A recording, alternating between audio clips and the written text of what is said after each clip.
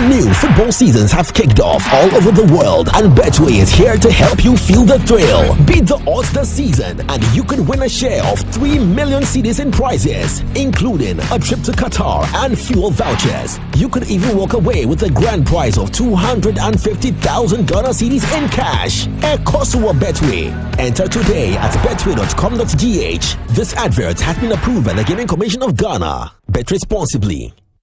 Madam Highlands, wake up. Eka now we swear. Eka pa. Madam Highlands, I'm Efra away. Efra no se ka. Na blender is swear. Blender no se ka.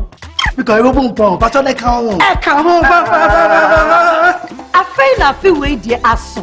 A Hisense factory direct promo. Factory direct promo no kire say. Hisense showroom babia. Enyeme wo munyina. Saturday turn no. Sa na ye turn no. Everything 29th August. I come 8th September. I'm on for konwo. Watch no fear no shop me. Sanji neke ni konu e. Sanojo.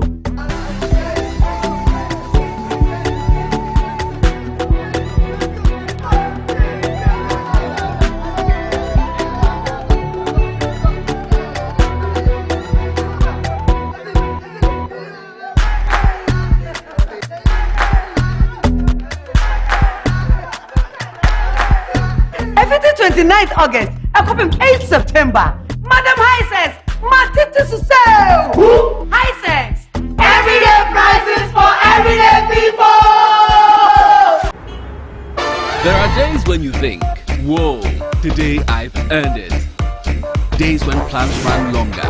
What if we order a Glovo? Or days when you can't control everything.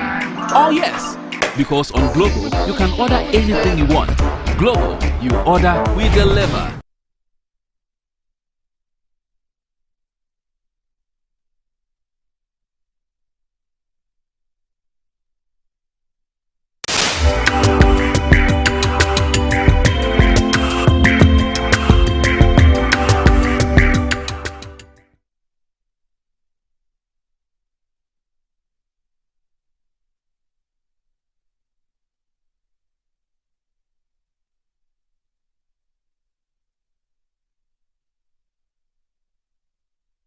Okay, welcome back to the studio. Those of you who are watching on social media, you saw my worship song. All my family members always laugh at me that I have a poor singing voice, and so I grew up being very intimidated to sing. But now you see, I'm getting better, am I not? I think I'm getting better. Let's have a look at the video again.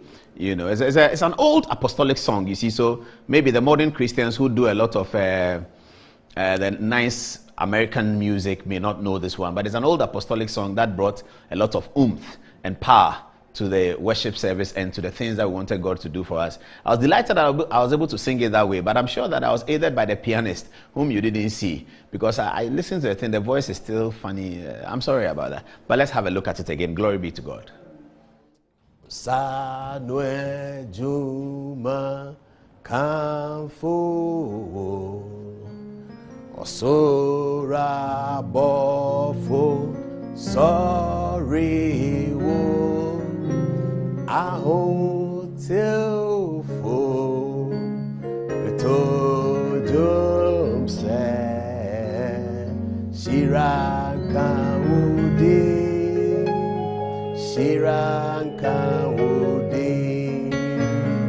Sanwe Juma Kamfu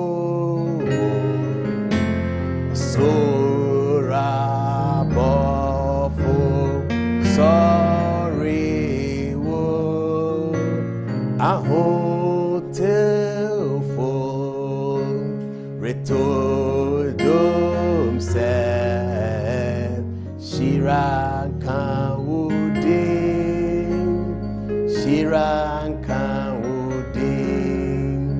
Ahotel fo Retojom se Shiranka Udi. The last one. Sadwe Juma Kamfu Sora Bo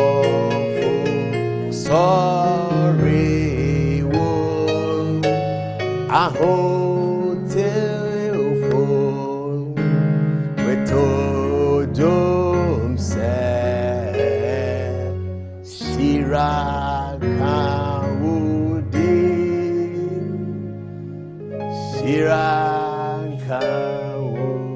So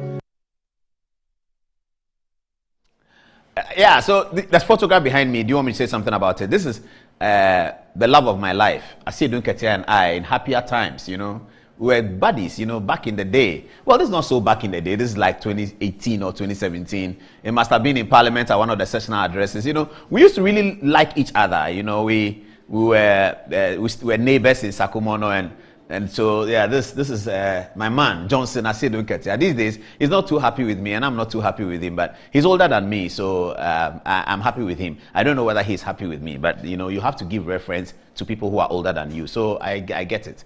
You know, I'm on the right, Johnson is on the left. You see how bodies were. I don't know where my spectacles was that day. Maybe I tried to take it off so that it will all be the same, something like that. But that's Johnson Asiedu Nketiah. Now, my friend Asiedu Nketiah is creating more confusion, you see. He's the longest serving General Secretary of the National Democratic Congress. And his U-turn on this Ahunto project is creating a problem. When you listen to the Ahunto project principles, you kind of think that both sides are right. You see, the NDC is saying that you want to make a donation, make it to the NDC.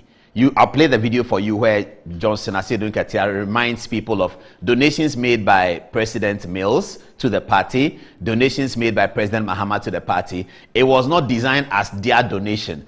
They said Dr. Duffuor has set up a Ahunto project and he's doing it through an NGO. But Dr. Duffuor is also right in the sense that he has investigated and found out that grassroots people are not being taken care of. So he wants to guide his donation to the grassroots. He doesn't want to give it to the party and doesn't know how it ends up. A bit of trust issues over there, isn't it? So Professor Mills donated 25 pickups. He doesn't decide where it ends up. Dr. Duffuor is suggesting that I don't want to give things to the party and I don't know how it ends up. Because he said that has been the trajectory of our party. The grassroots always don't have anything. They don't have anything to look after themselves. And then we just go to them when we need their vote, buy their vote, they vote for us, and we dump them. And that's what Dr. Duffuor is saying. It's a rallying call around. So I'll show you the video of the NDC grassroots in Edubiase, in Ashanti, who were wildly celebrating the arrival of the Ahunto projects in their constituency. The confusion is now big, and I told you that we're going to tell you the reason why Johnson Asiedu Nketiah is fighting Ofosu-Ampofo for the situation, okay? First of all, because we want to show you the credibility of what we are saying, we will show you Asiedu Nketiah's earliest comments about Ahunto project on the day it was launched. And we contrasted that with what Samuel Ofosu-Ampofo, the national chairman, also said. And we indicated to you that Asiedu Nketiah seems to be on Dr. Duffuor's side, hurriedly pushing Dr. Duffuor into the agenda to execute the Ahunto project. Ofosu-Ampofo said something different. He reiterated the party position that this is about the party, it's not about an individual. So we drew that dichotomy and said that, well, it's a space to watch, okay? Now, the space to watch has dramatically changed. Now, what has changed it? So we have investigated. Our investigation suggests that Asiedu Nketiah wants to be chairman of the party, isn't it? John Mahama is very, very powerful in the NDC, perhaps the most powerful person in the NDC, and rightly so. The guy has been deputy minister, minister, vice president, president. Anybody who occupies these roles for a political party in government will be very, very powerful. You cannot compare him to anybody in the NDC. There are some in the NDC who have been deputy ministers with him, no problem. There are some who have been ministers with him, no problem. Is there anyone who has been vice president with him? No. I mean, Pakwesi Mr. has passed. So no one in the NDC has been vice president with John Mahama. He's the only one who's been vice president today's NDC. And he's been president. So sitting there as former president, former candidate, he's obviously the most powerful person with influence, okay? Asiedu Nketiah is beginning to worry that John Mahama might send a message to the people that if he's doing a Ahunto project, forget about him. We are moving forward to win 2024. We don't want any issues. Forget about Asiedu Nketiah, elect Ofosu-Ampofo. Johnson Asiedu Nketiah is very, very smart. He has picked up that signal. So he's doing a U-turn, which politicians do sometimes. He's doing a U-turn to now come and align with the party position. When we show you the video, you will see that his bodyguard in quotes, please. His bodyguard was standing next to him. I won't mention his name. I'll show you. He's a good friend of mine. His bodyguard was standing next to him, nodding at the things Asiedu Nketiah is saying, almost to say that Asiedu Nketiah has been asked to come and say this. In fact, in the introductory remarks he made, he says that this is something he didn't want to talk about. But because of the pressure, he has to speak to the media about it, okay? So we will get you all that information. Then we will conclude with our statement so that we can finish the Asiedu Nketiah conversation. And I have some history to show you as well later on. I will do that. Now, the other matter we'll be talking about today is Auditor General. I won't go there yet now. We'll talk about it soon. So that's Johnson, Asiedu Nketiah and I. Let's go back. Play back. Good evening, Ghana. Weeks ago, analyzing the difference between Asiedu Nketiah's statement and Ofosu Ampofo statement. Let's have that video. So this is what Johnson Asiedu Nketiah said. Let's look at it and do some content analysis of it. He said, the Ahunto project is the first of its kind since our party NDC was established.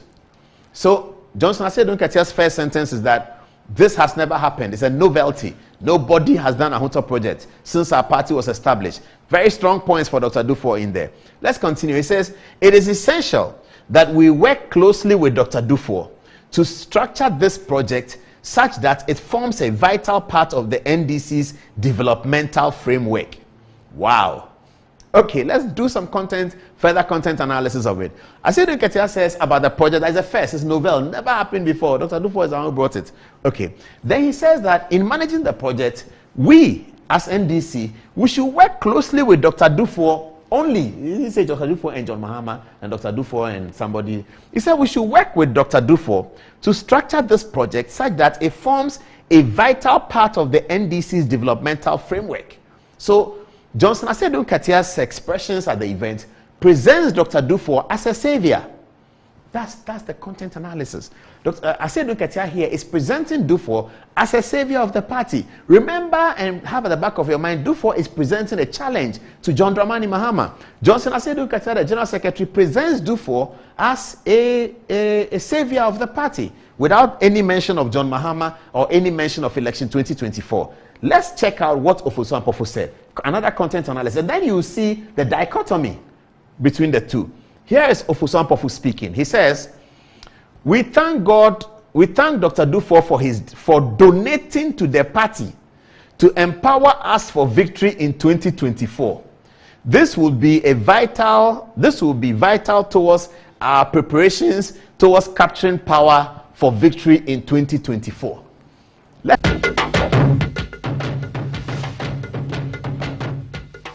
Important tonight.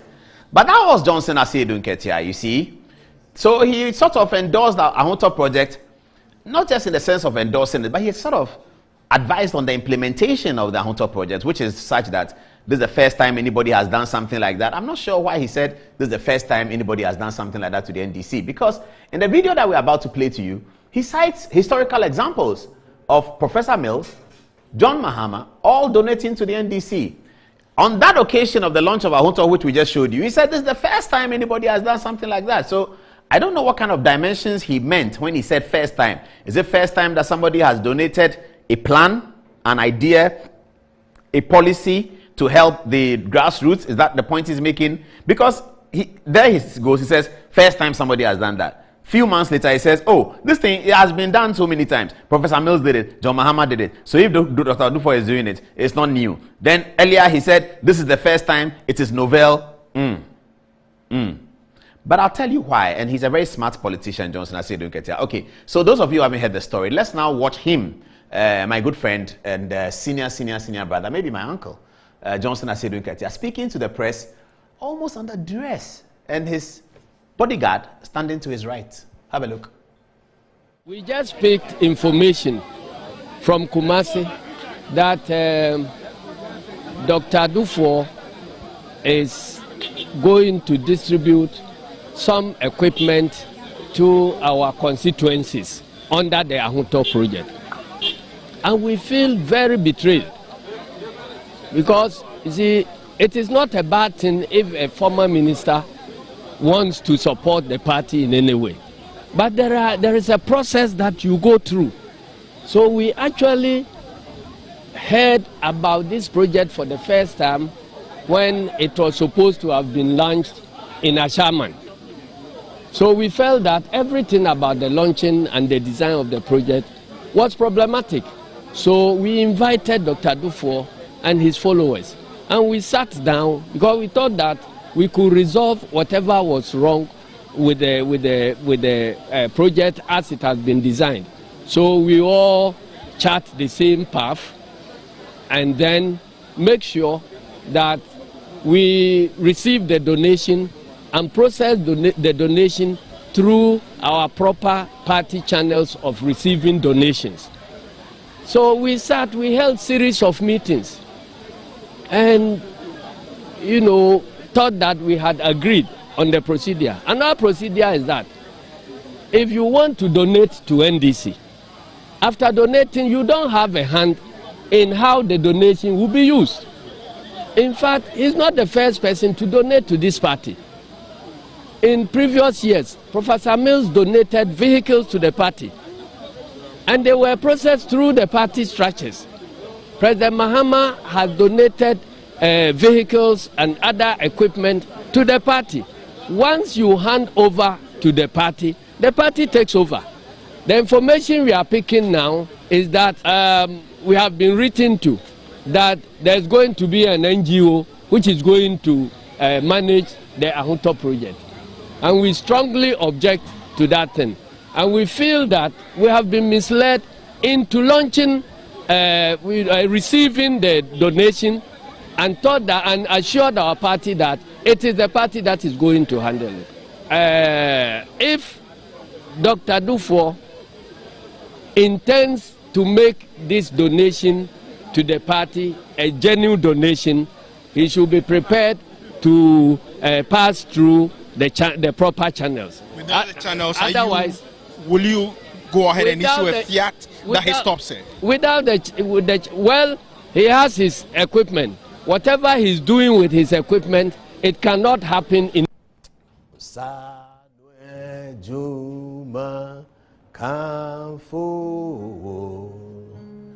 Osora bofo sorry wo ahotel fo retojum se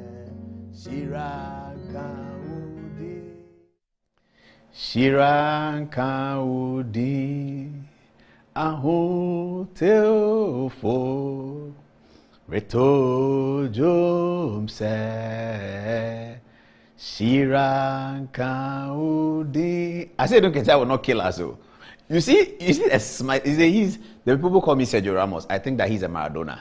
Charlie, the guy is brutal. Asiedu Nketiah is brutal. Listen to what he said first.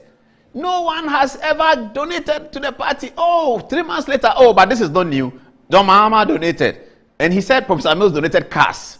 Then when he got to John Mahama, he said cars. He quickly noticed that it was limiting, and in comparing cars to Ahunto project, the cars are not coming. So he said equipment, without naming what the guy, you have to give it to him. Asiedu Nketiah is a Diego Maradona. You have to give it to him. Smart politician. Now, okay, so we're going to play you what Dr. Duffuor's response is. Dr. Duffuor's response was that no amount of insults. I didn't hear any insults in what Asiedu Nketiah said, though. Certainly, there were no insults in that. I don't know whether other people have been insulting, but I'm sure Dr. Duffuor is not referring to Asiedu Nketiah's statements because there were no insults in that. But Dr. Duffuor's point is that I want the party grassroots to be rejuvenated. I want to have a way to know that whatever I send there is getting to the people on the ground. I don't want to give it to the party. Yes, I'm doing it for the NDC. The suspicion here is that Dr. Duffuor is doing it to propagate his campaign to challenge John Dramani Mahama for the flag bearership of the National Democratic Congress. So that's the bitter truth, which is unnerving a lot of Mahama supporters. That what is Dr. Duffuor about? The Mahama supporters tell me that it's not that they are worried that Dr. Duffuor can win. He cannot win. But they are worried that he will create problems. They think if the winner needs to get 50% plus one. At the last election, John Mahama got 97%. Okay.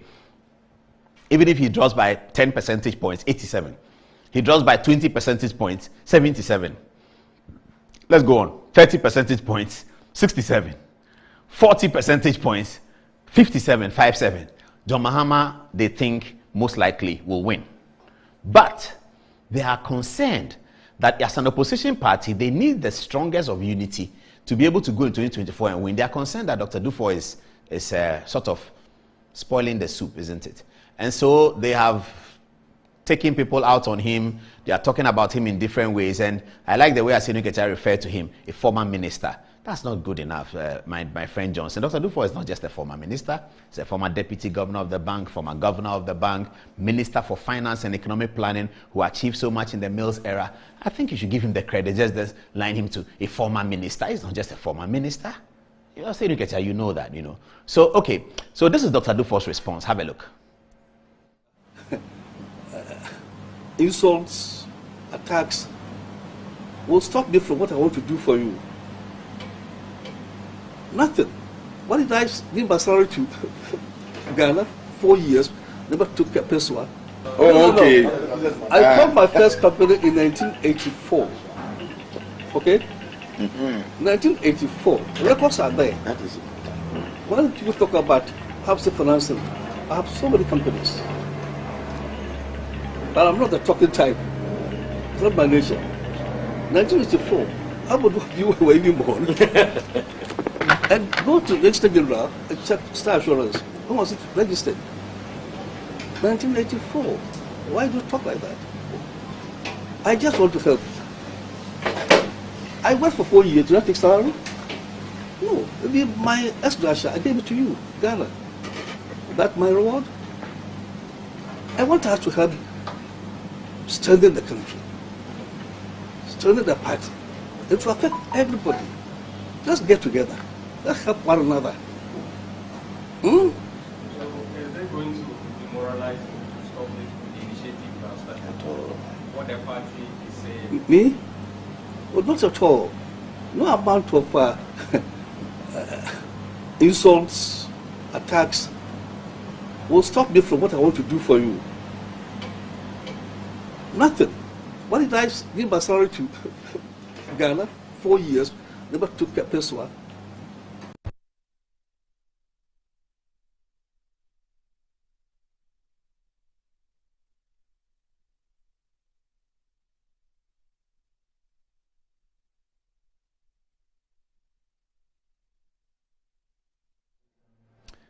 Okay, so that was Dr. Akufo-Addo Duffuor responding.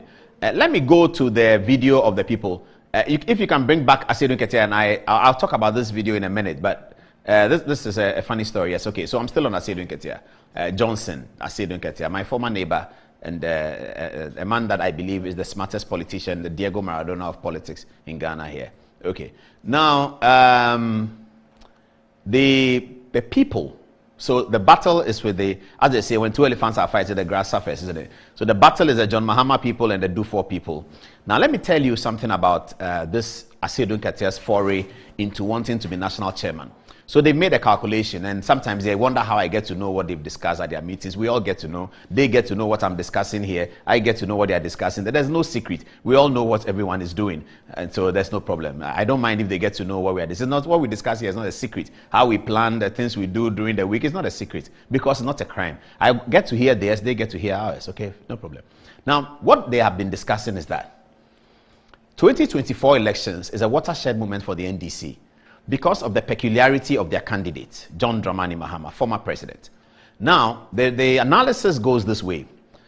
In 2024, NDC, if they should win the election, John Mahama cannot come back because it will be his last term. He's doing one term.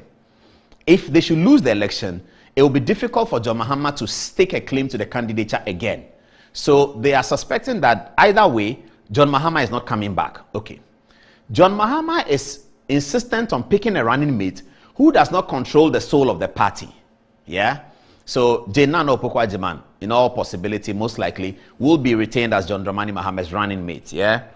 Now, they think and they believe, it seems obvious, that Nana Opoku-Agyeman, not being a classical politician, does not have control over the party. So, whatever happens in 2024 for the NDC, John Mahama is leaving. Whoever becomes party chairman will have a big role to play in choosing the next leader of the party, or in fact presenting himself as the next leader of the party. That's where the fight is coming from between Asiedu Nketiah and party chairman Ofosu Ampofo. So Asiedu Nketiah is seeing that if I don't challenge this man for the party chairman and become party chairman, the guy is going to be the leader of the party after that, because Ofosu Ampofo has been nursing presidential ambitions since Accra Poly days. He's been nursing it. I didn't know whether Asiedu Nketiah is nursing presidential ambitions, but these days you cannot tell. And there's nothing wrong with that. Everybody can nurse presidential ambitions. I'm also nursing ambitions to be Speaker of Parliament. Do you know that? You didn't know. Today I've told you. So yes, all of us, what is your ambition? Send me text. Your ambition is to be GFA. My ambition is to be Supreme Court judge. Ambition, everybody has ambition. Okay, I probably have more, you know. I like to be GFA chairman too as well. And I sit in the stands and I watch the Black Stars beat Nigeria and you know that kind of thing. Yeah, nice. So, Ofosu Ampofo has been nursing presidential ambitions. Nothing wrong with that. Asiedu Nketiah is thinking that he has to throw himself in that decision-making process because naturally the chairman, even though he's not a day-to-day organizer of the party, has a certain image that can catapult him into presidential candidate and into leader of the party. So this is what the fight is about. The fight is about inheriting John Mahama's throne. That's really the fight going on in the NDC National Executive, particularly the chairmanship. Now, John Mahama is also going to control that. He's going to control who inherits his throne. He also knows that if he wins the election, he's doing one term. If he doesn't win, it's too bad, too late. He can't come back. He has to find another person. John Mahama would like to anoint his successor, as we have found it to be weaknesses of all leaders, including some of the leaders that we completely admire. They always want to anoint their successor. We never understand that. Everybody talks about that, but they all want to anoint their successor. I mean, Clinton did it. He tried to anoint Al Gore. He didn't win. Akufo-Addo, I won't say it. But everybody wants to anoint. I really don't understand. So we pray for them. You are leader. You've done 2 terms. Good night. What is trying to machinate and have somebody? It doesn't work. It never works. They always do it. It doesn't work. They will do it. It doesn't work. Anyway. Your successor must come up strong as himself. And then he deals with it and he wins the contest. The president may admire the potential successor. That's okay. But no strong direct moves to pull out a successor. That's why I like what Akufo-Addo said recently, that he's not interested in who becomes a flag bearer after him. Some people were gossiping and say, oh, is he sure? Is he sure? I don't know whether he's sure. I want to believe him, okay? But this is the problem. John Mahama wants to participate in anointing his successor. He knows, John Mahama, the party chairman will have a role to play in this matter. So his preference for party chairman is going to be important. If he prefers Ofosu Ampofo over Asiedu Nketiah, Asiedu Nketiah is going to have an uphill task to defeat Ofosu Ampofo. Asiedu Nketiah is working his way into the good books of John Mahama for the succession. That's it. End of story. So he's got himself back into the Duffuor thing. So 2 elephants are fighting the grass surface. Let's see what the grassroots are saying. This is a video of them celebrating Ahunto project in New Edubiase with Duffuor Jan, who is no longer an executive of the NDC, who is an anti-John Mahama person, was sitting next to him. He is pushing the Duffuor agenda. He is pushing the anti-Mahama agenda. It's going to be very interesting. Here's a video of the dance hall. They were dancing. Have a look.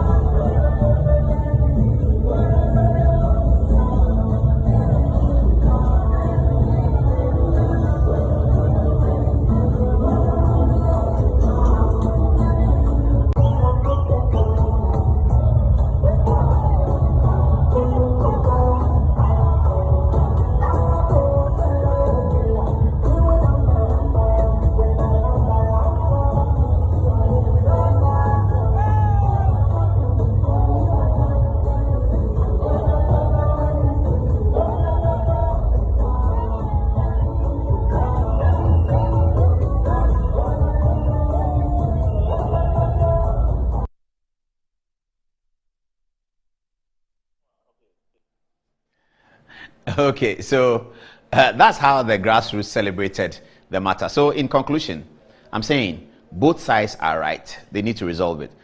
Dr. Duffuor wants the project to really go to grassroots. He doesn't want to give it to party and then it passes here, goes there. It should go to the grassroots. That's why he told the grassroots that I'm doing this for you. I want you to be empowered at the base. Every party should want to empower its people at the base. Dr. Duffuor is not doing it as an MPP person. He's doing it as an NDC person, or he's not doing it as CPP. He's doing another NDC person. So if NDC grassroots benefits, it's good.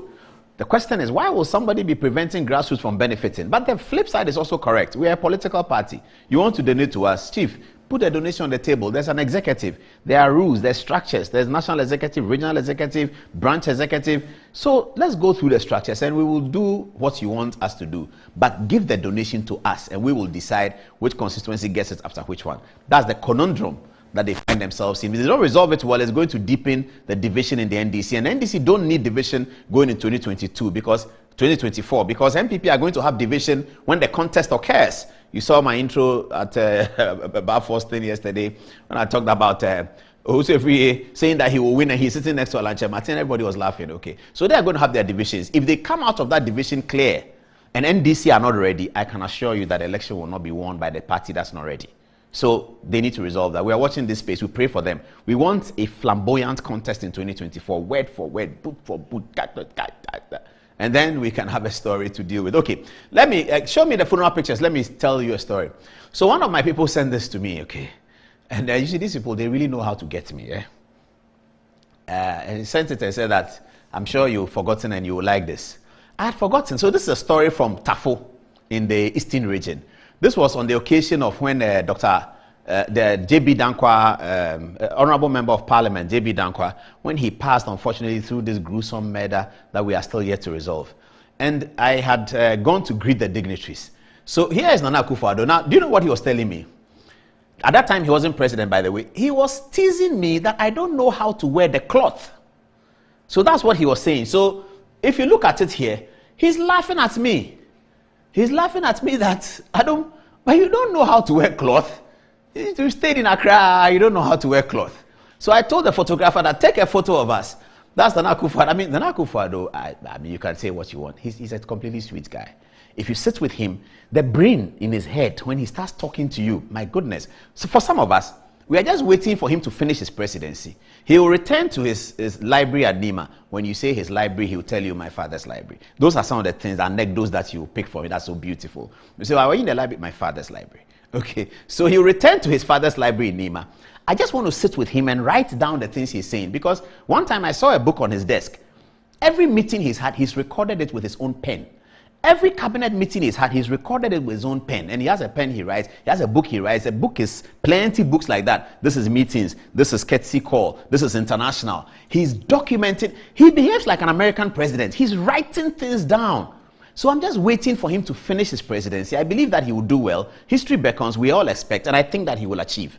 When he has finished that, I just want to sit with him and just write what he's saying. And all of that will be put together to build the nation going forward. I'm sure he's the first president we are going to have who has documented a lot of the things that happened. So, I mean, people can say what they want to say about him. So, okay. So that is him. He's laughing at me that I didn't know how to wear the cloth. Then I moved on to greet his wife. You see, he's still laughing at me. And I don't remember what Auntie Becky said, but he's looking at me, he's still laughing. That you don't know how to wear cloth. Please, my cloth, is it bad? Is the cloth bad? I did well. But the candidate at that time, he was just laughing at me. He said, we don't know how to wear cloth. You know. So when later on he became president, sometimes I go to him and then he gave me a new name. He calls me Mr. Man, you're here. So I asked those days, Deputy Chief of Staff, as he then was, Samuel Abuja Napoda, now Mr. Man, you are for me. Abu laughs at me and says, and then we all laugh. Mr. Man, you are here. I say, yes, sir, I'm here. And then we go on and talk and talk and talk. Now, following his politics for several years now, more than decades now, what I like about him is his response to the low side, his response to his electoral defeat. I believe that's what made Ghanaians enamored of him. Here is a politician, firebrand, fire-fighting politician, Kumipreku leader. He loses election and says it's okay. Lost, fine. 2 elections. After he lost, he went to court. Court says no, he says it's fine, I'm fine. Let's move on. That's the kind of politics we need in Ghana. Not people when they lose, then they don't want to understand it. I mean, people lose elections in the bizarre circumstances. They understand it. Watch Nana Akufo-Addo now, after 2008 election, when he lost. This is what he told Jared Met. Have a look. I think most people in the country thought I was going to win. Somehow it didn't turn out that way. The official results are different. As a politician, you have to take the high with the low, the rough and the smooth. I think most people in the country thought I was going to win. Somehow it didn't turn out that way. The official results are different. As a politician, you have to take the high with the low. You heard that. Jared Med asked him, so what are you going to do now? You've lost the elections. He said, we all expected that I will win. Somehow the official results are different. As a politician, you take the high and the low. This is a firebrand politician, former foreign minister, who had lost elections by 25,000 to the opposition. His party was in government. This is what he told Jared Med, a foreign journalist. He said, everybody expected us to win. Somehow the official results are different. In politics, you take the high and the low. So, I mean, those things about him make him an example for politics. That's all I'm saying. Now, in 2012, he was not that kind. When he got evidence that the election may have been tampered with, he was very fiery at Alisa Hotel. I will show you how fiery he was and contrast what happened after the end of the court case, how he responded to it. That's a politician. That's a politician that we want to support. Have a look at how fiery he was at Alisa. He was brutally angry. Have a look. The Electoral Commission will not listen and adopted the attitude that had always characterized their reaction to any criticism of their actions. Quote, if you are dissatisfied, go to court. Did you hear that? This is after 2012 election. He didn't say I take the high and the low. He said, Afarijan will always say go to court. So we are going to court. Have a look at it again. Show it again. Please show it again. Mm-hmm. Oh, not this one. The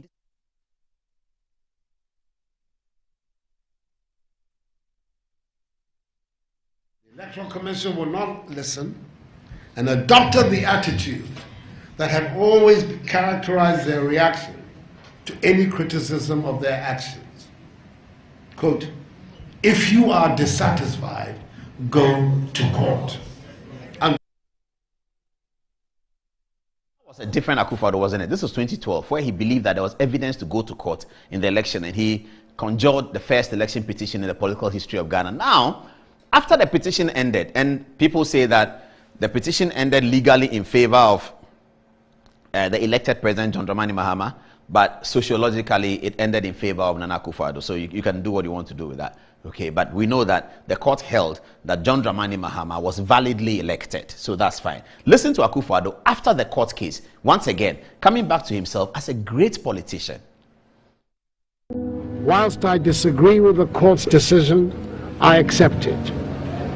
I accept that what the court says brings finality to the election dispute. We shall not be asking for a review of the verdict so we can all move on in the interest of our nation. Everything in my bones, in my upbringing, and in what I have done with my life thus far makes it imperative that I accept a decision made by the highest court of the land, however much I dislike or dislike. That was Akufo-Addo accepting the court verdict that let peace prevail, John Dramani Mahama is president. So that's what really it makes him very important to all of us who are learning that this guy has, there's saying something for him now. Nobody's going to elect him anymore. And that's why I'm saying it now. If I said in 2020, they will say, oh, you are campaigning for him to be elected. Yes, I wanted him to be elected. But now he's not going to be elected. So I'm just telling you the truth that you need to understand. And let us use that to build our current generation of politicians, our leadership in parliament. They should adopt that spirit first, documenting, thinking about the country. You talk to Akufo-Addo, you know that he thinks about the country. Anytime you speak to him, he's worried about this, he's worried about that, he's designing solutions, calling this person about that, doing that and that, the way he conducts his cabinet meetings. We are documenting all that. We'll show to you. And you'll see that this is one who is committed to the growth of this country and its development. There's absolutely no doubt about that. And it's not just in saying those of us who have had close quarters to him, but the kinds of policies that he has implemented will tell anyone, any observer, even a cursory observer, that this man thinks about Ghana. That's very, very important for all our politicians to think about Ghana. Okay, our time is running fast, so let's deal with that. Okay, so I'll finish with this one as well. Let's go to PK Sapon, who said something nicely, slowly. I read it. I won't say much because the people that I'm targeting this at, they know I'm targeting it at them. I don't want to say that much. It's about Auditor General. The other day, Dom Levo was gossiping and he forged his age and he was asked to leave. KK on social media. Everybody shouting. Today, and they said the Auditor General was coming, Akufo-Addo's person. Now, Auditor General has brought his report, and all of us started checking the courses within the university. Hey, is it accredited? Hey, is it accredited? We were all checking yesterday. Everybody was checking. So they don't know what to do now because they thought Akufo-Addo meant ill for the nation. Akufo-Addo didn't mean ill for the nation. He wanted to cut out the gossip. Auditor General is not a gossip. He's an Auditor General. He doesn't stand in the evening with some journalist and what happened? Asiedu Nketiah rented 2 hotels in London for himself. He stayed in one and his friends stayed in another and they bought coffee for $250. I've asked them to bring me the receipt. Then they are happy. Hey, we'll catch him. We'll catch him. Is that Auditor General's work? It's a gossip. So Akufo-Addo kicked him out because the man forged his age. And thankfully, other people pressed. Akufo-Addo said, no, you don't need to prosecute anything, no problem. We just want to clean up the Auditor General's department. We don't want people who are gossiping with journalists at 5 o'clock in the day. When you go there, they are standing at the car park. 5 o'clock, 6 o'clock, 7:30. Sometimes they are there till 8 o'clock. Gossip song. Then the gossip finds expression in an Auditor General's report. How can you behave like that as an Auditor General? How do you treat a country like that? You go and gossip with your journalist friends, then it finds expression in your report. Level, shame on you. Have you seen what the Auditor General is doing? You couldn't even tell us that at the courses within our university were not accredited. You couldn't tell us. You couldn't show us that some people were being paid money as ghost names. You were just gossiping. What's wrong with you? Are you fine where you are? We pray for you that you be fine. P.K. Sapon couldn't have put it better. This is what he said. He said, whispers from the corridors of the thinking place, P.K. Sapon. He said, when Daniel Domlevo was being asked to retire based on his own date of birth, many an admirer of the former Auditor General was livid. They were enraged because Domlevo exhibited effulgence, a quality that made him stand tall and fit to fight corruption. They said Domlevo was being hounded due to the effective and efficient manner with which he carried out his duties as Auditor General. They said that he was being expelled because the government was seeking to protect some key appointees who had been mentioned in his report. And here they're referring to officials of the Ministry of Finance. And do you know what Domlevo was saying? He wanted receipts from the Ministry of Finance for breakfast and coffee that they had in London when they were doing Eurobond. What is wrong? I can't even understand it. A country whose GDP is 49 billion or so. The Minister of Finance and his team go to London to have Eurobond, a roadshow, and you want receipts for the coffee. Because some journalists, irresponsible journalists, come to gossip to you that, do you know that 2 hotels were booked in the name of Ken Ofori-Atta? Because some silly person at the Ministry of Finance who is doing the documentation doesn't even understand it, sees that this hotel Ofori-Atta, this hotel Ofori-Atta, this hotel Ofori-Atta. He doesn't know that it is booked in the name of the Ofori-Atta, but the Eurobond officials will stay there because we have to host them. They don't understand anything. They won't ask. Then they take that paper and go and give some gossipy journalist. He runs to Domlevo's office. Hey, auditor, look at it. What is that? Then they were asking Asiedu Nketiah to provide receipts for coffee. Me and you, when we go to Vida Cafe, do we take the receipt? When we go to Vida Cafe to go and drink coffee, do we collect receipt? And he's looking for a receipt of £18. That's what Domlevo was doing. That's what he was doing. And that's why he had to go. Because he was turning the Auditor General's office into a gossip platform. And Akufo-Addo will not allow that, okay? All right, let me move on. They said he was being expelled because, yes, he was looking for people in government. When the current one was asked to carry out the duties as Auditor General, they said that Akufo-Addo had brought in someone with a soft spot for the government. They indicated that the Auditor General will fall short of his mandate as he will never do any good job in the fight against corruption. Today, the same Auditor General, the so-called puppet of Akufo-Addo, the one who would just be lazing around, is being hailed for the work done with respect to the 2021 audit report. The same pawn, in quotes, doing the harder job of Akufo-Addo is becoming the toast of the country. His work is being praised by the very people who called him names and disfigured his image. Aren't we a beautiful nation? P.K. Sapon asked.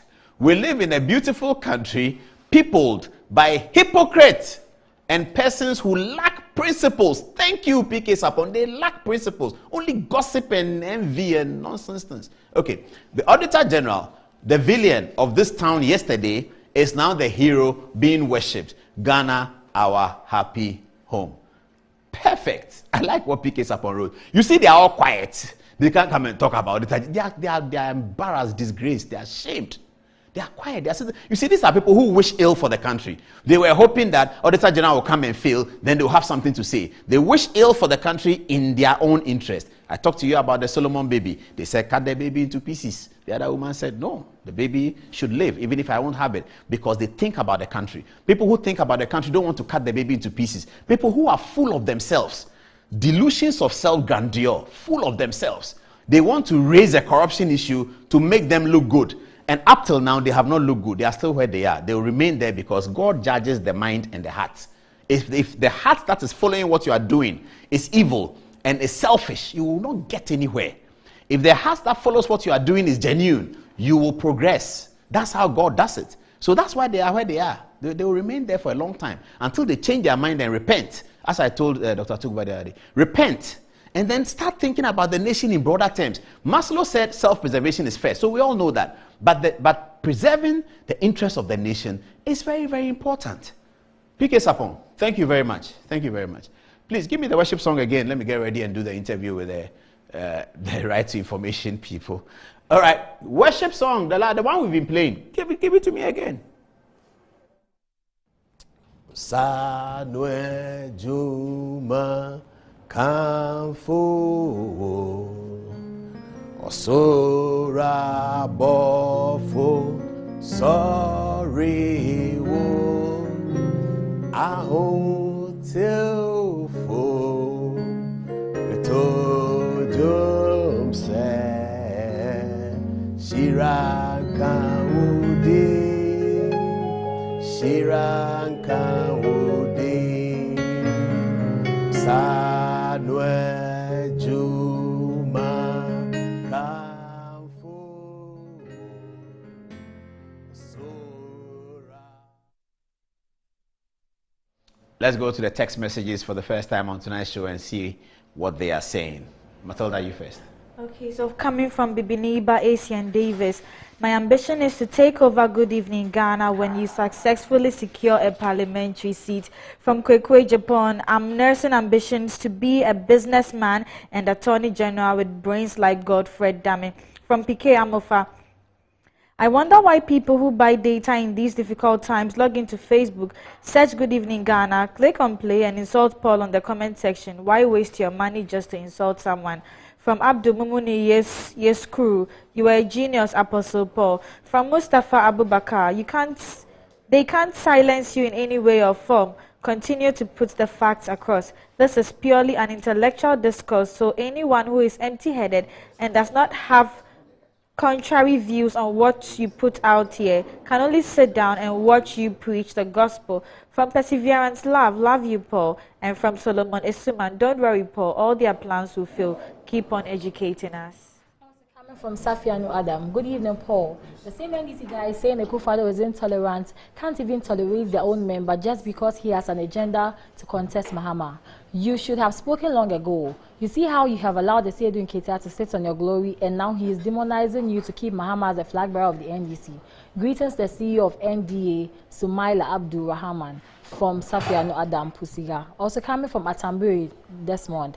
Good evening, Paul. Asiedu Nketiah and his cohorts are trying hard to hijack the NDC for one person.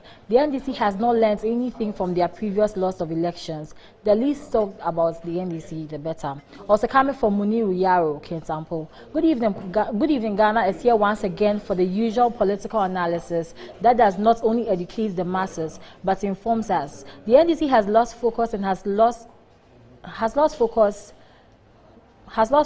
as to which direction they are going. There's going to be a sharp division within the rank and file of the NDC, particularly between Asiedu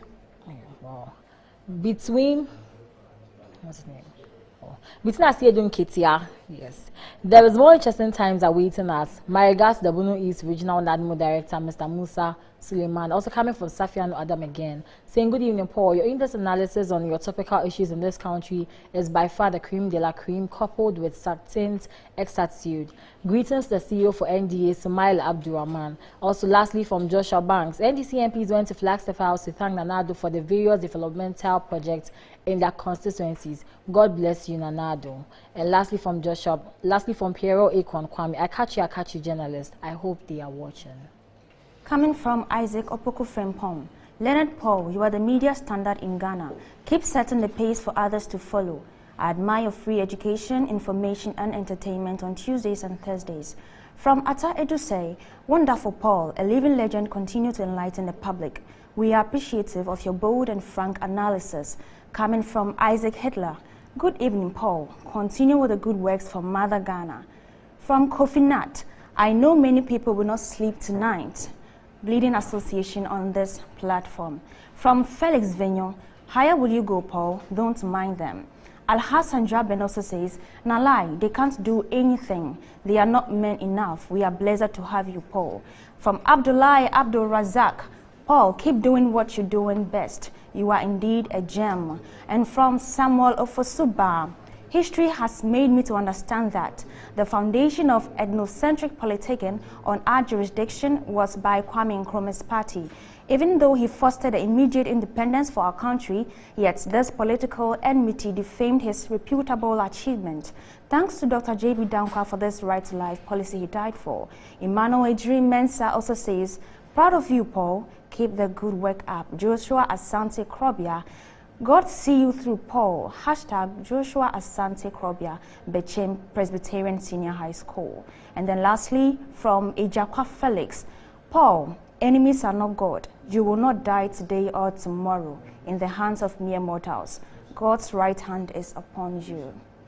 Okay, this one says, Paul, you have been a source of information to the nation. We watch your program weekly and we always learn something new. Those who want to kill you, let thunder strike them and their cohorts. Right, Doji says, God bless you, Paul. The truth is bitter. God will protect you. Amiskos Pelele, watching us from Kaswa, says, undoubtedly, PK Sarpong is a superstar to the nation. Shiraz, watching us from Tamale, says, hey, Paul, you mean you want to be the Speaker of Honorable Murtala's Parliament? That would be interesting. And Daniel says the U-turn of Asiedu Nketiah is based on the grounds that Dr. Duffuor may not gather Nketiah the votes to emerge the winner in the chairmanship race of the NDC.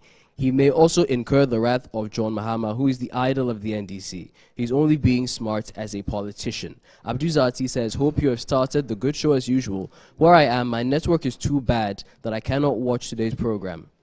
However, whether I watch or not, I still appreciate your good works and educational efforts.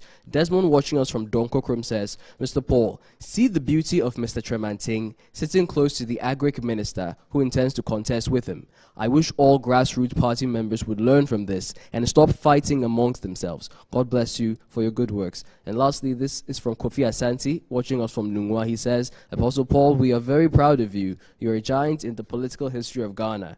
Wow, you addressed this whole house of very high-profile people and did so very well.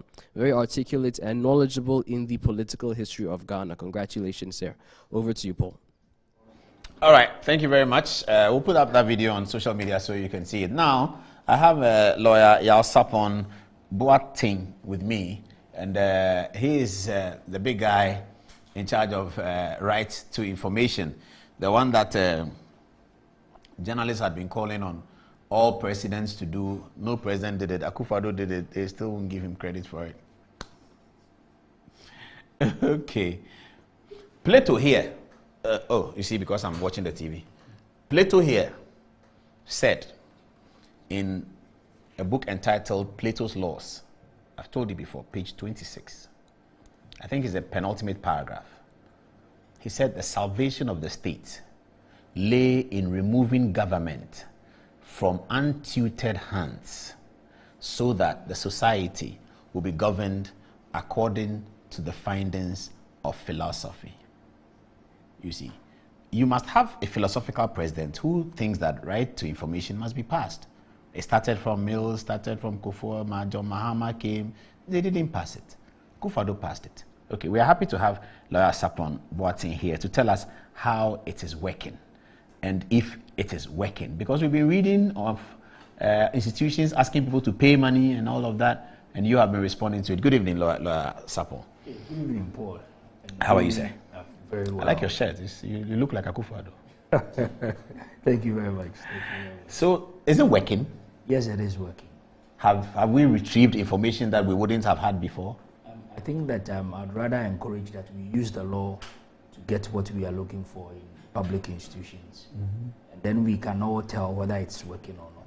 Because we at the Commission will only know how well it is working when we receive complaints and we investigate to see how people are implementing this law in their institutions.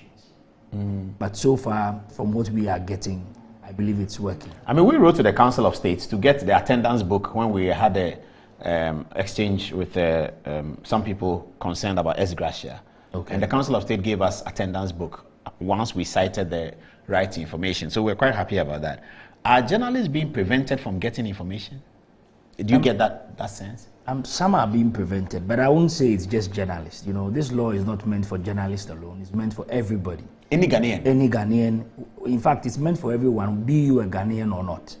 Oh, I see. So an American can come and say, Ministry of Trade, tell me this. Yes. I'm citing right information. Yes. And you have to give it to him. You have to give it to him. It's not a law meant for Ghanaians only. Let's understand the exemptions then. Yes. So the exemptions.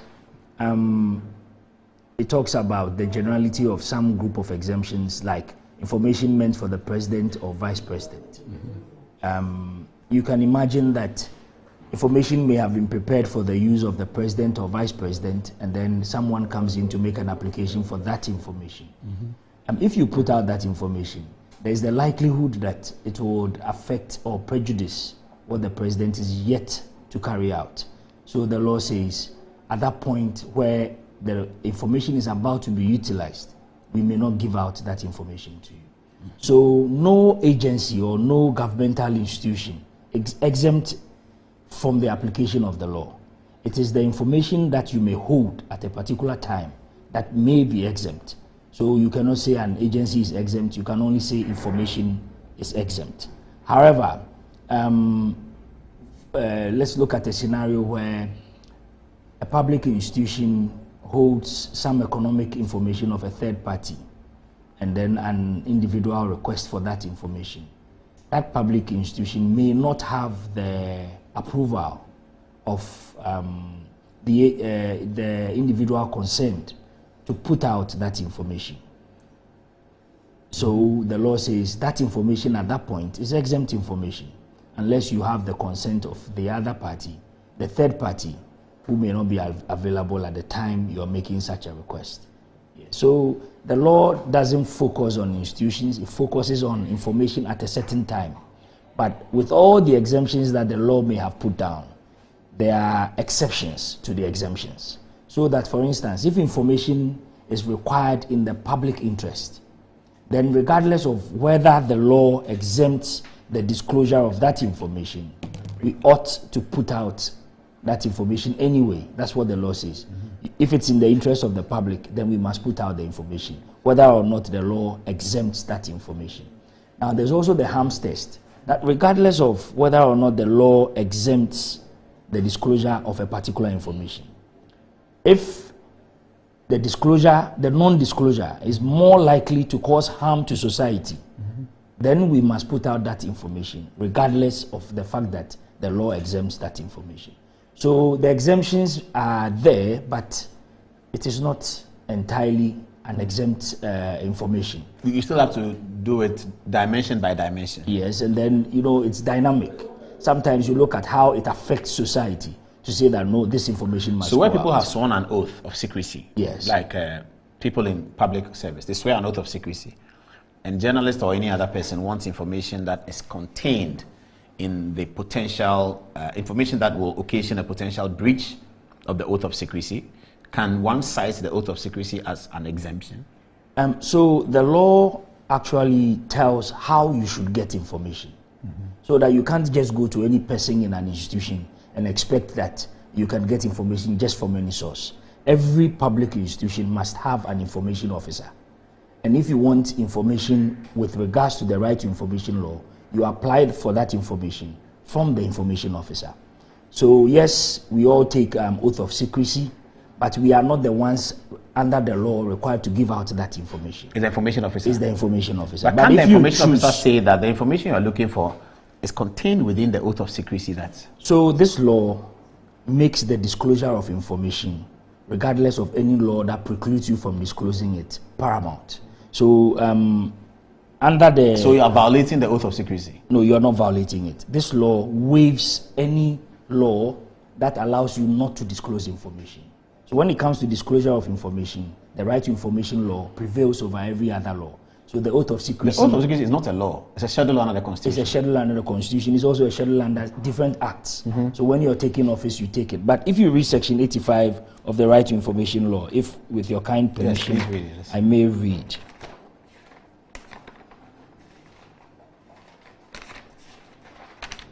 Yes, it says, where an enactment in existence immediately before the coming into force of this act provides for the disclosure of information by a person or an authority, the disclosure of that information is subject to this act. So regardless of whatever law existed that authorized that not to disclose information or to disclose information, now the right to information law prevails over every other law. So the idea is that information is prepared for and on behalf of the people. Is it not a constitutional right for an individual to keep information? It's actually a constitutional right for an individual to have access to information. If you read paragraph... Is it a classes of rights? So it's a human right. Under Article 21, paragraph 1F, every citizen of Ghana is given the right of access to information. What was missing was the Right to Information Act, which would actually spell out the processes for actually getting what you require under in any public institution. So this law has come to spell out the processes of how to get the information, which information you should get, how you go about it, and which ones you are not entitled to get. That's what this right to information law is about. But it is not a law that is now creating the right. The right is in the Constitution. This is what is giving effect to how to access the information. So do you work under Ministry of Information or Ministry of Justice? No, so this is an independent commission that like Shraj? Like Shraj, that takes reports to Parliament. Yes, so we don't work under the Ministry of Information. It's an independent commission, constitutional body created by the law. So the Ministry of Information, the Minister of Information has certain functions under this law, but the Right to Information Commission, in the performance of its functions, is not subject to any controls from the Ministry of Information and any direction at all from whoever. Yes. The officers are appointed the very same way that the electoral commissioners are appointed. They are removed in a similar manner as specified in the law. Oh, I see. So your entitlement is like the Court of Appeal judge? Because the functions that are given us relate to High Court judges, I would say probably the High Court.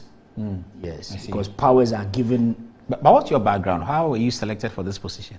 It was by appointment by the president. Or is whom you know type of thing? No. Oh, okay. The law specifies who is qualified to be appointed. Okay. What are some of the qualifications? A lawyer by profession? Not necessarily. I think you should be of good standing, moral high ground. You know, the same qualifications that judges and other. So a man with officers. one wife.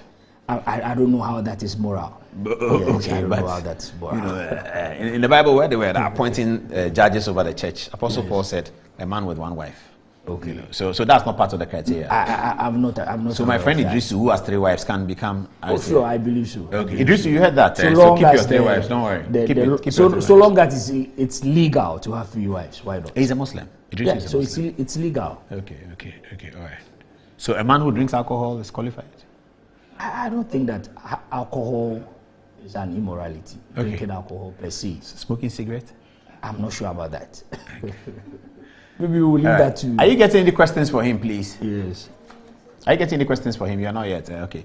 But you came to the studio with some of your people. Can you mention their names and what roles they play? They've kept up late in the night sitting with you. So I have a team for my corporate affairs department. Okay, the lady in red, what's her name? Cameraman. Elizabeth Brown. Elizabeth Brown. What Bram. What does she do for you? That's her. That's Elizabeth on your short viewers. Okay, more light on Elizabeth now so you can see her clearly. What does Elizabeth do for you? So she works with our corporate affairs department. They are the ones who have ensured that we are able to appear on. Oh, great. She was the one who was talking to me.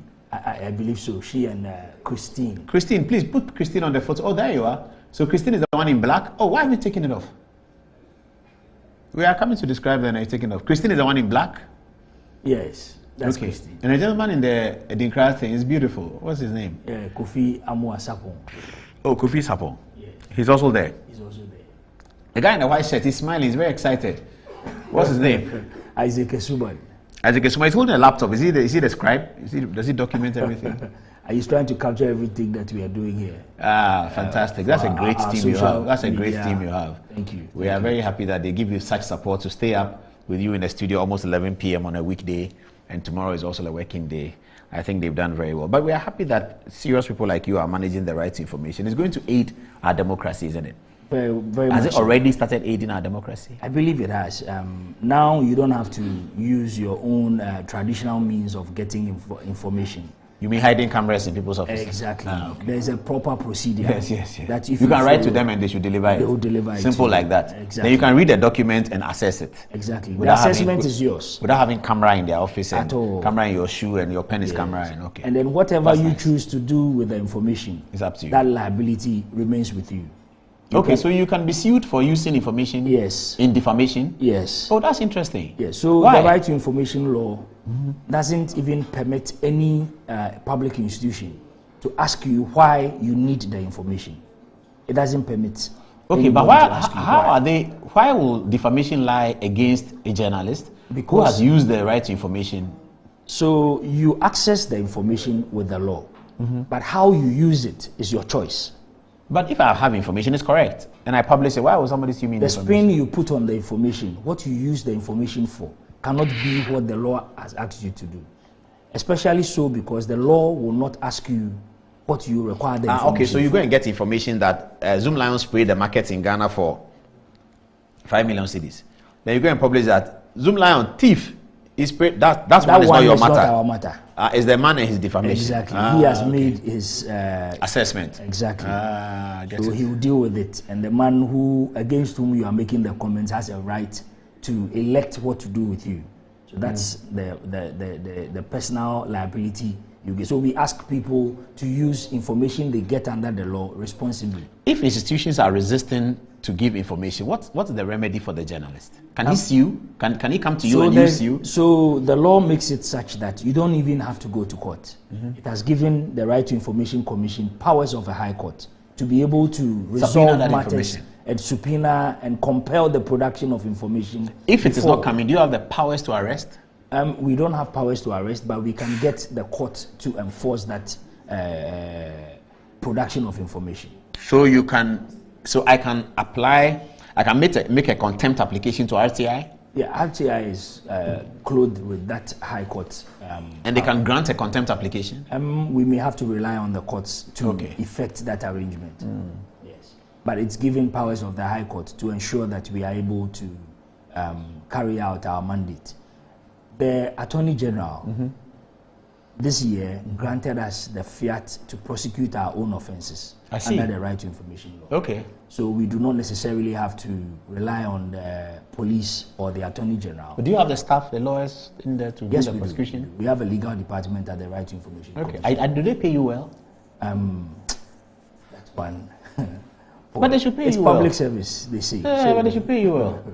So maybe the salary is not good, but the allowance is good. Like travel allowance, $1,000 a day, the things we've been hearing. Is it like that? With Ghana at IMF, I doubt. Well, now they've streamlined a little bit, but your allowances should be good. Are you connected globally? Do you attend international conferences? Yes, we do. Ghana is now a member of the International Conference of Information Commissioners and a member of the African Network of Information Commissioners as well. So we are part of the African Network. We try to help other countries come up with such brilliant laws to help them continue to aspire for the best in democracy. Yes, we attended a conference of International Information Commissioners in Mexico. On the 28th of December, the world celebrates what has come to be known as the International Day for the Universal Access to Information. And Ghana is marking it with a forum, a public forum. We're hoping the president will be in attendance to actually mark this day. We came in late, but we are making some inroads internationally. Yes. Okay. That's not bad. That's great. 28 December means a lot to us. 28 September. September. Okay, I thought you said December because 28 December is the day for the second round of the election in an election year. If it goes into a second round, it's 28th of 7 and 28. Yes. That's when we fight the election. September. So 28 December, it's a sacred day for Ghana and an election year. Anyway, let's take a short commercial break. When we come back, I'm going to ask for 5 minutes of time from the MCR people. I need to get back on the touch screen and take you through a very interesting historical part of this book. After the break, we'll be right back.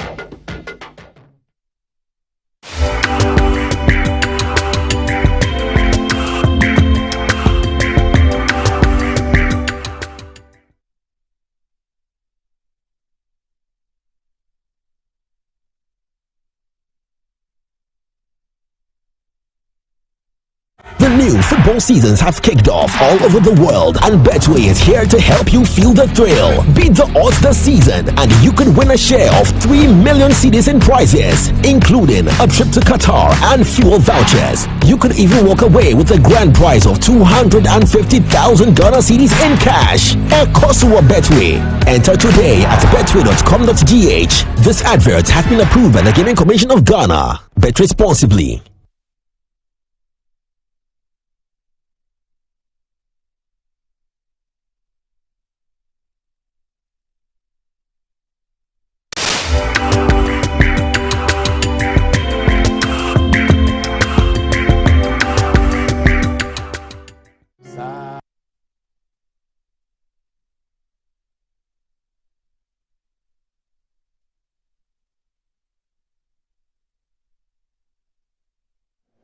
Do you have any text messages that we can look at quickly? One each, please. Otherwise, Mikael can start. Mr. Jesus, Mikael is coming on the TV. You're not there. Hey, this is my cameraman. Mikael is coming. You're not. His camera is not ready. Okay, you can get him from that camera. Good. Very, very, very skillful cameraman. Okay, he's on now. Mikael, give us a message. So we have a few questions for our guest earlier. Kofi-Addo wanted to know if someone can use the law to seek money accounts of the church, so that the church members can see how the churches use their offerings. What is it? Right. Santi had a few questions for our guest from earlier, and he wanted to know if we can use the law to seek money accounts of the church, so that the church members can know what the offerings are being used for. He as well said, our landlords keep taking money for water bills and toilet bills and other bills. Can we use the right to information law to force them to tell us how these money are used? And does the law protect you from being sacked from the house? He as well wanted to know, does the law hide the identity of the man seeking answers to certain documents? And if the provider gives false documents, what happens next? Okay, so because of lack of time, our Kenya conversation will be pushed to the week after next, because I might not be here next week. Safo, I've put so much pressure on Safo to do this, and I've postponed it twice. I hope he forgives me. Safo is one of the latest additions to our legal research situation. Let me go on the touch screen now and try and do this history. A lot of people like history, and they see me in the streets and they admire the history. So let me do one, and then I think we will call it a day tonight. Ibrahim, you wanted to talk to us about transfer deadline. Yeah, what did Manchester United get? Ronaldo is staying. Blessing. He says Ronaldo is staying. And then somebody has come from Ajax. Anthony has come from Ajax. Blessing. Okay, viewers, that's on football. We'll talk about it later. We are planning seriously to add another day of programming to Good Evening Ghana, but people are urging us to do that in Chi. So Wednesday is free, Friday is free. We'll see whether we can put something together. But we get very tired because our production work is so huge. So huge. So we get very tired. We'll need additional 5 people to be able to produce a third event on Friday or Wednesday, and also in Chi. That's going to be very elaborate and exhaustive, but we're working on it. You know, we will not shut up. We'll come in Chi, come in English, I'll deal with them. Okay, deal with hypocrisy. All right, so this is a story about, this is an old book, so I'm just sharing it with you. It's a story that Dennis Austin wrote. Dennis Austin was a super writer. He was close friends with Osagyefo Dr. Kwame Nkrumah, our first president. And for those of you who may be interested, this is what he wrote about the NLM. So it goes as follows. Duffuor Akoto appeared before the State Council and explained that the National Liberation Movement was not a party, and that it was surely and honestly a national movement with the following aims. This is the NLM's aims: to banish lawlessness, intimidation, hooliganism, disregard for age and authority. I don't understand what Duffuor meant by disregard for age. Do we disregard age? Should that be part of? The other day, somebody said somebody was a small boy, and small boy became, so that kind of thing. I told you about my relationship with Asiedu Nketiah. He's older than me, so I defer to him all the time. So I'm not angry with him. He may be angry with me. So if you see him, just tell him that your boy is begging on TV. Yeah, Johnson Asiedu Nketiah, my man. So, but Duffuor Akoto seems to have been thinking in a certain way. He says the purpose of the NLM is to banish lawlessness, intimidation, hooliganism, disregard for age and authority, suppression of individual conscience, and all traces of communism. I think he meant communistism. To establish respect for, Ransford, I don't see this one. Integrity and honest labor. Okay. 3, to honor, respect, and be loyal to our traditional rulers and uphold the best in our culture. To secure due recognition of the economic, social, and cultural background of the respective regions of the Gold Coast and work out a federal or any better form of constitution to give the country an effective voice in the regional and central government of the country. 5, to encourage good neighborliness among people of the villages, towns, and regions, to safeguard the interest of farmers and workers and ensure proper incentives. Now, this is written in 1955. Duffuor Akoto was accused of setting up a tribalist party, so he was invited by the State Council to explain what the meaning of the National Liberation Movement is. And this is what he told them as being the objectives of the NLM. One thing that struck me is the constitutional ambition that he wanted. He said they wanted a constitution that will give the country an effective voice in regional and central government of the country, whether federal or otherwise. We really should have listened to that and perhaps achieved a good constitution in 1960. Somehow, the 1960 constitution was not that good, and it affected a lot of things. So next time, they say that we learn from the past and we build into the future. 7, he said, to quicken the achievement of self-government and help build a prosperous, healthy, tolerant, and God-fearing Gold Coast nation. To foster friendly relations between the Gold Coast and the Commonwealth and other democratic nations.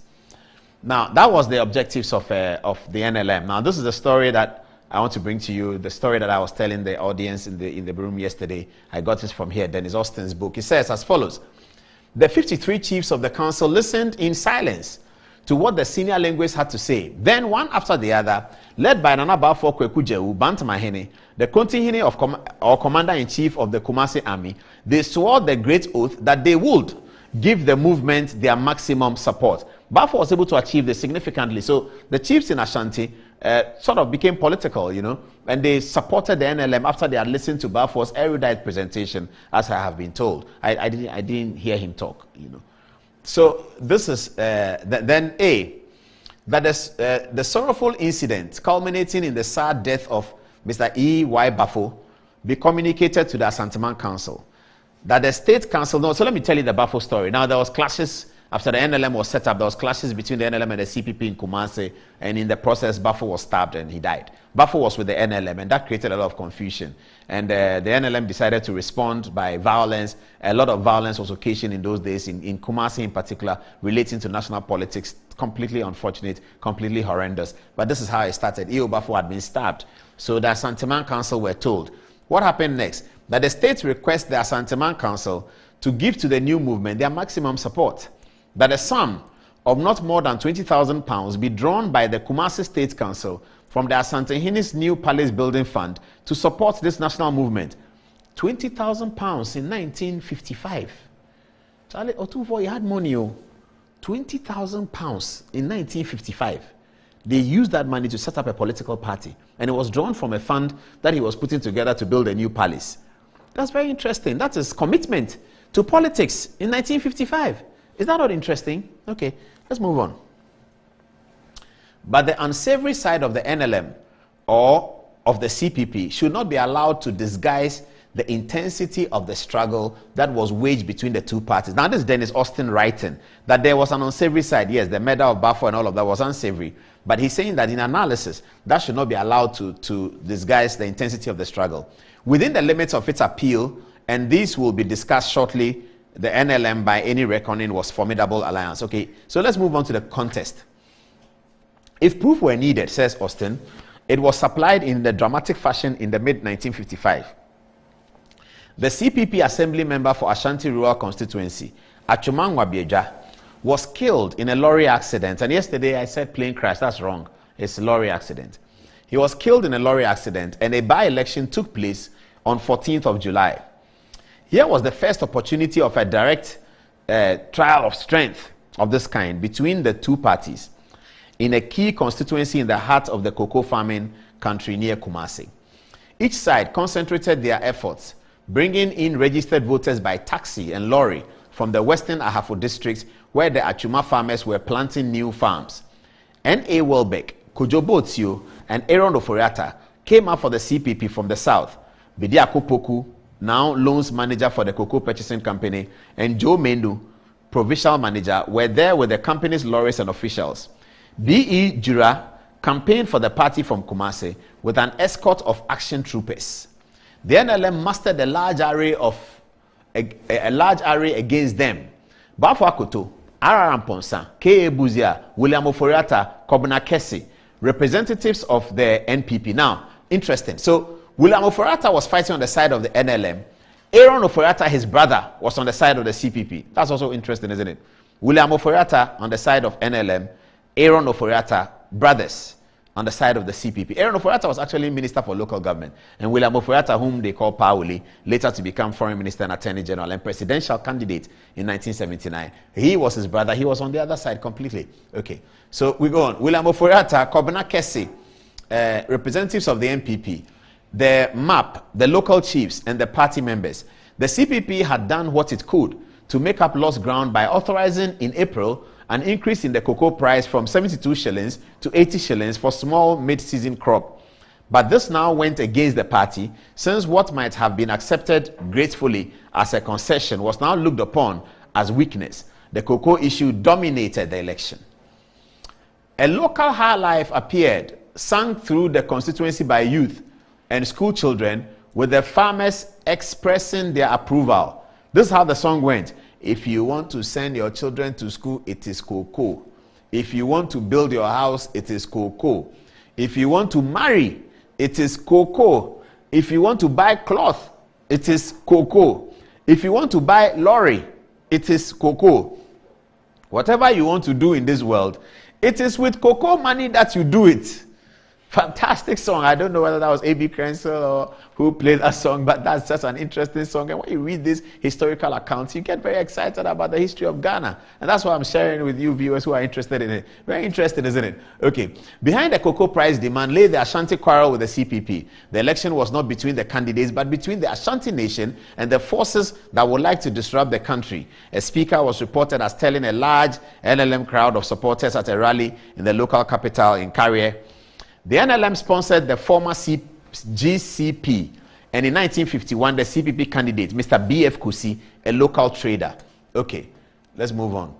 The CPP candidate, B.K. Duffuor, was a cocoa broker and farmer. Pulling in large, scattered farming area of thick bush and poor roads was low, although up on the 1954 general election figures by nearly 25%. The NLM accused the CPP of using CPC lorries to carry voters to the polls. The CPP replied with charges that the NLM imported additional non-registered voters from Iriase, but the police were there in great numbers. The polling agents on both sides were vigilant and voting was orderly. The NLM won decisively. Okay, so this is the results of the election.